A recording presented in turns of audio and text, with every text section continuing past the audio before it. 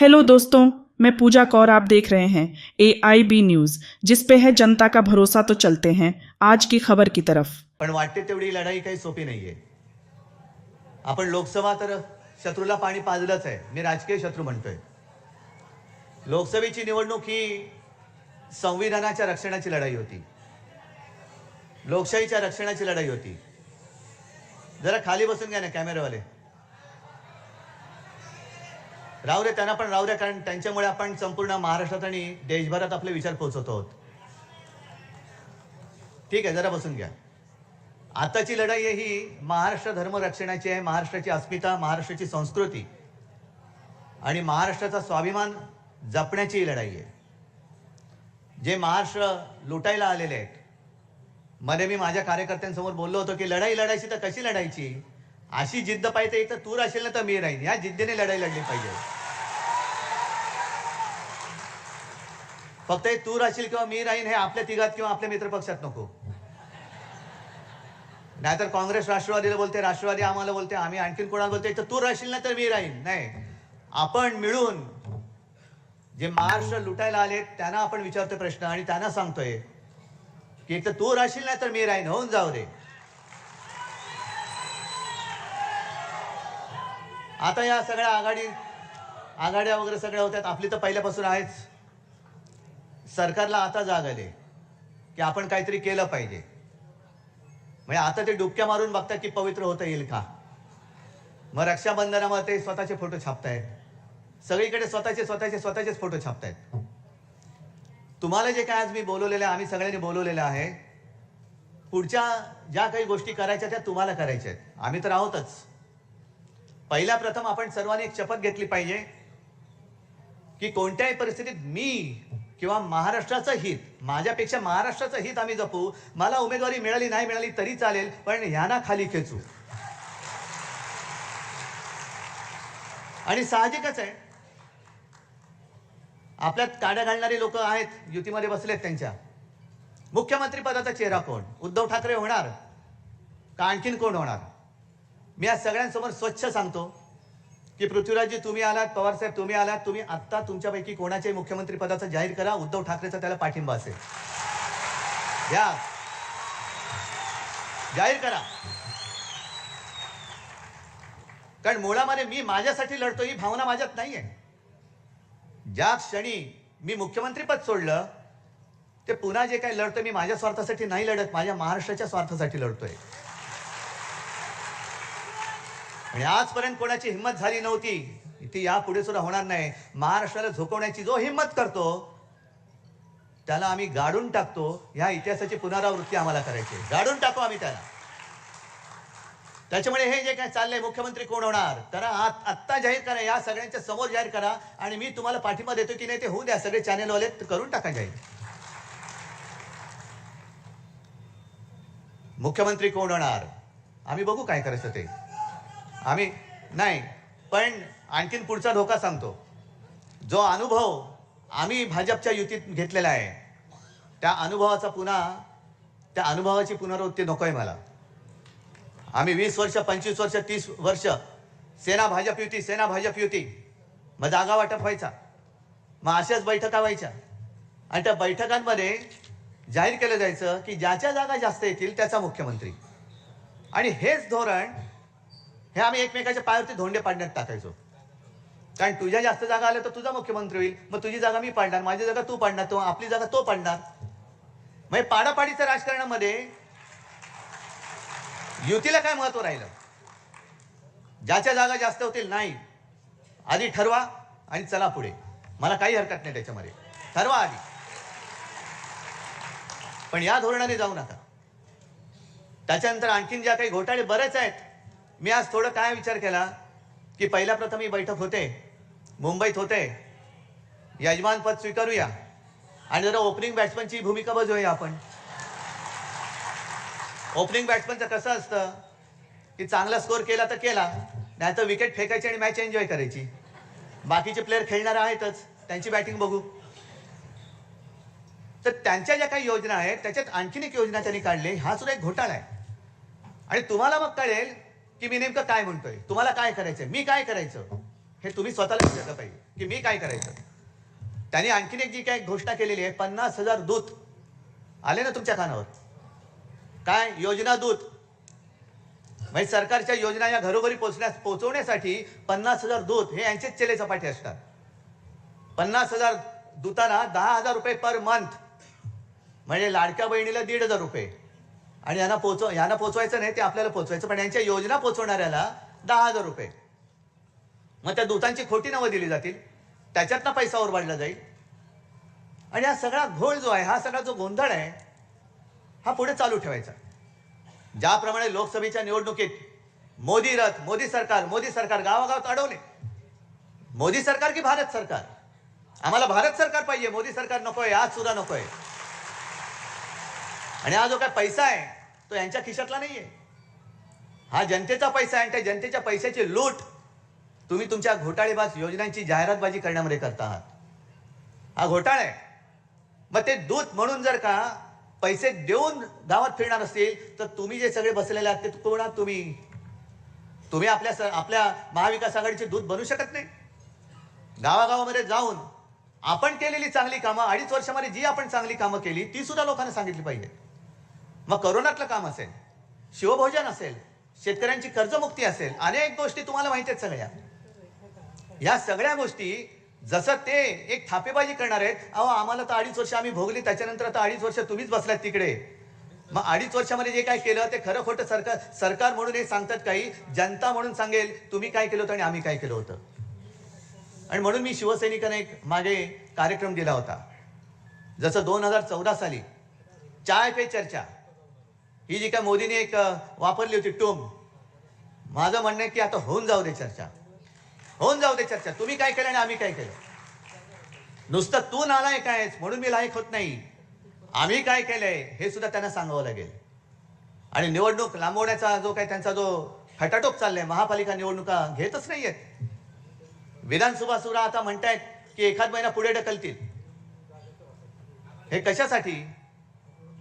तर आपण केलेली कामं ही लोकांना विसरायला लावायची. आपण जे काय करोनामध्ये काम केलं, आपण जे काय सगळं शिवभोजन आता चालू आहे की नाही कल्पना नाही, पण 10 रुपयामध्ये आणि करोना काळामध्ये 5 रुपयात शिवभोजन गरिबांना आपण दिलं, करून दाखवलं आपण. पण ते विसरायला लावायचं आणि स्वतःच्या न केलेल्या योजना या थापा मारायच्या त्याच्यात. आता तर अशी माहिती मिळते की घोषणा केल्यात, लाडकी बहीण पैसे कुठून आणायचे. न्यायालय त्यांना फटकारतंय की इकडे नुकसान भरपाई द्यायला पैसे नाहीत, लाडक्या बहिणीची योजना आम्ही थांबवू का.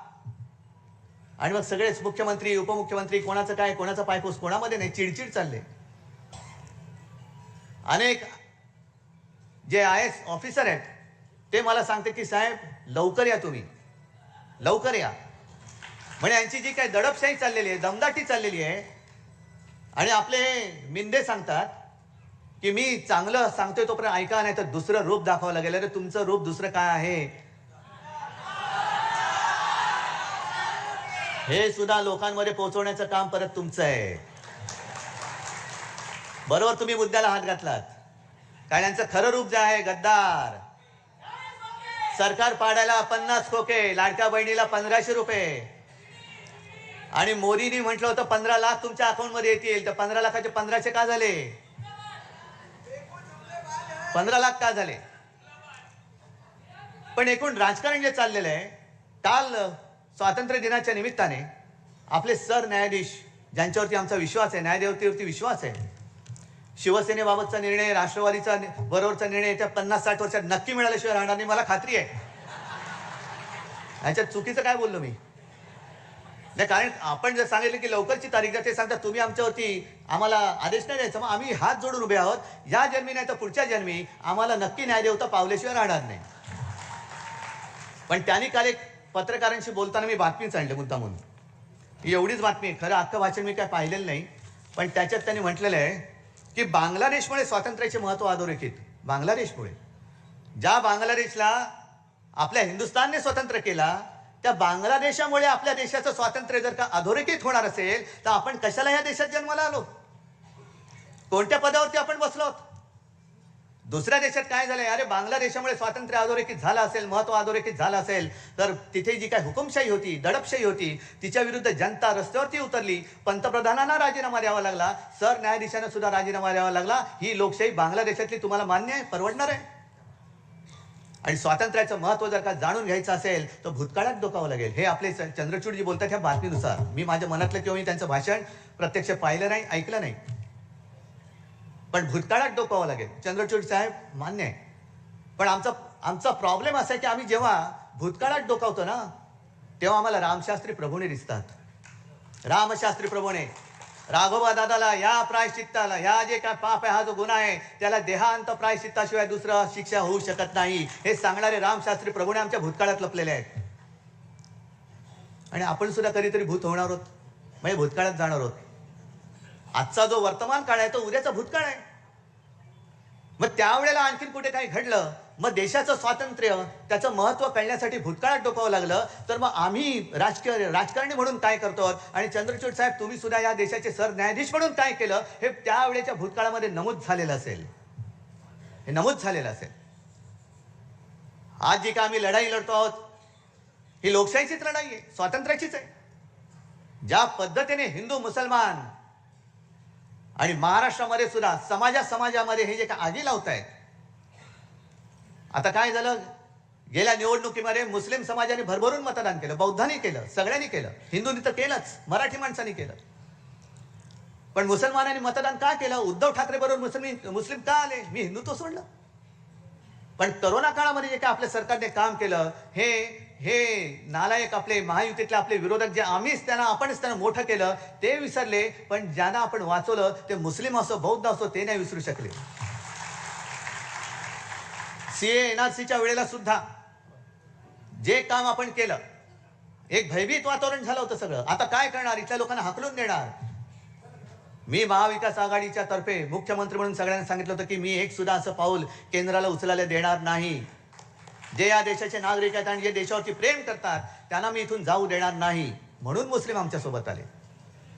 काल मोदीजी तुम्ही जे बोललात की सेक्युलर संविधान, सेक्युलर नागरिक संहिता, म्हणजे तुम्ही काय हिंदुत्व सोडलं? हिंदुत्व न मानणाऱ्या चंद्रबाबूच्या मांडीला मांडी लावून तुम्ही बसलात, नितीश बरोबर बसलात, मग तुम्ही हिंदुत्व नाही सोडलं? मग उगाच आपल्यामध्ये आगी लावण्यासाठी म्हणून तुम्ही ते वक्फ बोर्डाचं बिल का आणलं? बरं आणलं तर आणलं, हिम्मत होती तर बहुमत तुमच्याकडे असताना मंजूर का नाही करून दाखवलं? तुम्ही मंजूर का नाही करून दाखवलं? नोटबंदी तुम्ही आम्हाला विचारून केली होती, आम्ही तुमच्या सोबत होतो. पण सगळे मंत्री, कॅबिनेट मंत्री, असं म्हटलं जातं की त्यांना लॉक करून मोदी बाबा एकटे टीव्हीवरती गेले आणि आज रात 12 बजे, लोकांना वाटलं 12 बजे काय होणार, रेव जाणे, नोटबंदी. मग आज बहुमत तुमच्याकडे असताना हे विधेयक मांडण्याचं नाटक, हे थेर का केलं तुम्ही? शिवसेनेचे खासदार उपस्थित नव्हते. अरे नव्हते, कारण मी स्वतः दिल्लीत होतो, माझे सगळे खासदार माझ्यासोबत होते. आणि त्या बिलावरती चर्चा करण्याचं जर ठरवलं असतं तर माझे जे खासदार आहेत ते येऊन बोलले असते, काय बोलायचे असते ते. पण तुम्ही वक्फ बोर्डाची जमीन जर ढापून तुमच्या उद्योगपतींच्या घशात घालणार असाल, जसं तुम्ही आमच्या हिंदू संस्थानांच्या मंदिराच्या जमिनी लाटताय, लुटतायत आणि तुमच्या लाडक्या कॉन्ट्रॅक्टरला देत आहात. महाराष्ट्रामध्ये सुद्धा देवाची, संस्थानाची, मंदिराची जमीन किती राजकारण्यांनी ढापले त्याची यादी काढा. मराठवाड्यामध्ये किती ढापलेली आहे, बीडमध्ये किती केलेली आहे, लावा ना एकदा तो काय प्रश्न आहे तो धसाच लावा. कोणी केले ती जमीन ढापले? बीडमध्ये तर केस सुरू आहे. अरे वक्फ बोर्ड तर बाजूला ठेवा, माझ्या मंदिराची जमीन चोरली जाते आणि त्याच्यावरती तुमचे मित्र येऊन बांधकाम करणार असतील तर आज मी जाहीर करतो, वक्फ असो किंवा हिंदू संस्थान असेल किंवा कोणत्याही धर्माच्या जागा असतील, आम्ही वेळ वाकडं काही त्याच्यामध्ये होऊ देणार नाही, अजिबात नाही होऊ देणार. अयोध्येमध्ये तुम्ही जे काही केलं, कार सेवकांनी बलिदान केलं, कोणासाठी केलं? लोढासाठी केलं, अदानीसाठी केलं, रामदेव बाबासाठी केलं, श्री श्री रविशंकरसाठी केलं. कितीतरी लाखो कारसेवक तिकडे गेले, बलिदान झालं त्यांचं, मार खाल्ला, काही अपंग झाले, आणि मग राम मंदिर उभं राहिलं. एक तर तुम्ही बांधलं त्याचं सुद्धा गळकं, आमच्या हातामध्ये घंटा. आणि अयोध्येमधली जमीन कोणत्या दराने त्या ट्रस्टने विकत घेतली आणि त्याच्यावरती ती कोणाला दिली ह्याच्यावरती सुद्धा जेपीसी लावा. हा विषय फक्त वक्फ बोर्डचा नाहीये, हा माझ्या मंदिरांचा सुद्धा आहे. आमचे शंकराचार्य जे बोलतात की केदारनाथ मधलं 200-250 किलो सोनं गायब झालं, लावा त्याची सुद्धा चौकशी लावा. त्या तिकडे कोणी चोरला आणि पितळ्याचं कोणी तिकडे मुलामा दिला, हे सुद्धा पितळ उघडं पडलंच पाहिजे. पण सगळं चांगलं चाललेलं आहे आणि आता भाजपचं काय खरं नाही, कारण मोदींची गॅरंटी चालत नाही म्हटल्यानंतर तुम्ही उद्धव ठाकरेला जर का अडचणीत आणण्यासाठी हे प्रश्न विचारत असाल तर इथली जनता काही दूधखुळी नाहीये की तुम्ही म्हणाल ते ऐकाल. म्हणून माझं म्हणणं की आजच निवडणुका घेऊन दाखवा, तुम्ही आजच घेऊन दाखवा. आणि मग जसं वक्फ बोर्डाचं तुम्ही बिल आणलं, मी आज जाहीर त्यांना प्रश्न विचारतोय. महाराष्ट्रामध्ये तुम्ही समाजामध्ये जी काय आग लावलेली आहात, मराठा, ओबीसी, धनगर, मी तर स्वच्छ भूमिका मांडलेली आहे. मला वाटतं पवारसाहेब तुम्ही सुद्धा मांडलेली आहे, काँग्रेसने सुद्धा मांडलेली आहे. मर्यादा वाढवण्याचा हक्क, अधिकार हा राज्य सरकारला नाही आहे. बिहारने वाढवलेली मर्यादा ही कोर्टाने उडवून लावली. हा अधिकार जो आहे तो फक्त आणि फक्त लोकसभेचा आहे. अन्यथा राष्ट्रपती हे करू शकतात. सर्वोच्च न्यायालयाचा अहवाल घेऊन, त्यांचा सल्ला घेऊन आरक्षणाची मर्यादा वाढवू शकतात. बरोबर ना पृथ्वीराजजी? मग मराठा आरक्षणाचं बिल लोकसभेमध्ये आणा, मर्यादा वाढवा, ओबीसीचं आरक्षण तसंच ठेवा, धनगरांना द्या, सगळ्यांना द्या. आज आम्ही सगळे महाविकास आघाडी त्याला पाठिंबा देतो. आणा आरक्षणाच्या मर्यादा वाढवण्याचं बिल आणा. पण आगी लावून ठेवायच्या, धर्माधर्मात आगी, हिंदू मुसलमानमध्ये आगी, हिंदूंमध्ये मराठी मराठीमध्ये आगी, मराठी माणसामध्ये मराठेतरमध्ये आगी. आणि त्या आगीवरती म्हणजे तुम्ही घरांच्या होळ्या पेटून त्याच्यावर तुमच्या पोळ्या भाजतात. म्हणून आम्ही तुम्हाला गाडल्याशिवाय राहणार नाही. आणि म्हणूनच म्हणतो, एक तर तू तरी राहशील किंवा मी तरी राहीन. आणि ही पुढची लढाई जी आहे, बोलण्यासारखं खूप आहे. अगदी मुंबईची सुद्धा हालत त्यांनी काय करून ठेवली ती बघा. मला कल्पना आहे इकडे महाराष्ट्रातून सगळे लोक आलेत, पण मुंबईकर जे आलेत, मुंबईमध्ये बेसुमार जे काय खोदकाम चाललेले, मेट्रो आणि दुसरं बिल्डिंग. मग बातम्या ज्या येतात, धरणं भरली तरी मुंबईकरांची तहान का भागत नाही? कारण तुम्ही खोलून ठेवलंय सगळं. काही ठिकाणी गटाराचं पाणी पिण्याच्या पाण्यामध्ये मिक्स होतंय. अनेक मुंबईकरांना पोटाचे विकार होत आहेत. कोण जबाबदार आहे? कारण मुंबईला यांनी कधी शहर म्हणून बघितलंच नाही. मुंबईकरांना कधी आपलं मानलंच नाही. सोन्याची कोंबडी अंड देणार ही कोंबडी म्हणून जर का मोदी आणि शहा बघत असतील, आणि स्वतः जरी शाकाहारी असले तरी सोन्याचं अंड देणारी कोंबडी जर तुम्ही कापणार असाल, तर मुंबईकर तुमची काय हालत करेल ते त्या निवडणुकीत कळेल. म्हणून एकच हात जोडून नम्र विनंती की लोकसभा निवडणूक आपण महाराष्ट्राने देशाला दिशा नक्की दाखवलेली आहे. आता ती दाखवलेली दिशा ही पुढे कायम ठेवण्यासाठी ही निवडणूक आपल्याला जिंकणं अत्यंत महत्वाचं आहे. मगाशी नाना तुम्ही नव्हतात, मी बोललो की मुख्यमंत्री कोण होणार. आज काँग्रेसने चेहरा जाहीर करावा, पवार साहेबांनी करावा. मी त्याला पाठिंबा सगळ्यांच्या समोर द्यायला तयार आहे. फक्त जागेवरनं मारामाऱ्या करू नका. एखादी जागा वाटपामध्ये काँग्रेसकडे गेली म्हणून शिवसेना आणि राष्ट्रवादीने काम करायचं नाही असं करायचं नाही. शिवसेनेकडे आली, राष्ट्रवादी आणि काँग्रेसने काम करायचं नाही असं नाही. राष्ट्रवादीने दिली तरी सगळ्यांनी काम केलं पाहिजे. अरे एकजूट, नुसती वज्रमोठ शब्दात असता कामा नये. वज्रमोठ ही कामात दिसली पाहिजे. आणखी दुसरी अत्यंत महत्वाची गोष्ट म्हणजे शिवसेना. होय, मी शिवसेनाच म्हणतो, कारण ते तोते आहेत, ते चोर आहेत. त्या चोरांच्या हातात मी शिवसेना ठेवणार नाही. भले माझं धनुष्यबाण त्यांनी चोरलं असेल तरी पुन्हा एकदा सांगतो, त्यांच्या बुडाला आग लावण्यासाठी मी मशाल घेतलेली आहे.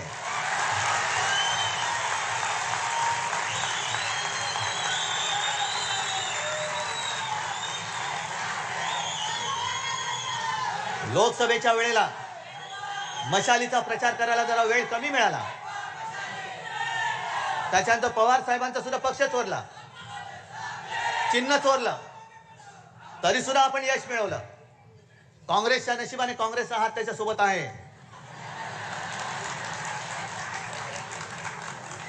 त्याच्यामुळे काँग्रेसचा हात, शिवसेनेची मशाल आणि पवार साहेबांचा तुतारी वाजवणारा मावळा हा गावागावामध्ये पोचवा, घराघरामध्ये पोचवा आणि हातामध्ये मशाल घेऊन यांच्या बुडाला आग लावून विजयाची तुतारी फुंका. जय हिंद, जय महाराष्ट्र.